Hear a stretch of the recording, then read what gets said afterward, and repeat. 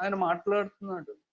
దాన్ని వదిలిపెట్టి ఇతర సమాజాల్లో జరిగిన రీతిగా మరి మౌనంగా ఉండాలి. సైలెంట్, సైలెంట్, సైలెంట్, సైలెంట్ అంటే మౌనంగా ఉండాలంటే అర్థమేంటి? స్త్రీలు మౌనంగా ఉండాలి అంటే దేనికి అర్థం ఇక్కడ? ఇక్కడ కూడా రాస్తున్నాడు 34 వచనం చూస్తే 1 కొరింథీ 14:34లో స్త్రీలు సంఘములలో మౌనముగా ఉండవలెను. స్త్రీలు సంఘముల్లో మౌనముగా ఉండవలెను. అదే మాట తిమోతికి కూడా చెప్తున్నాడు. స్త్రీలు మౌనముగా ఉండవలసిందే. నిజమే. అంటే మౌనము అంటే వాట్స్ ద మీనింగ్? సహోదరుడా, సహోదరి, మరి మౌనము అంటే ఏంటి? ఆరాధించకూడదు, మాట్లాడకూడదు.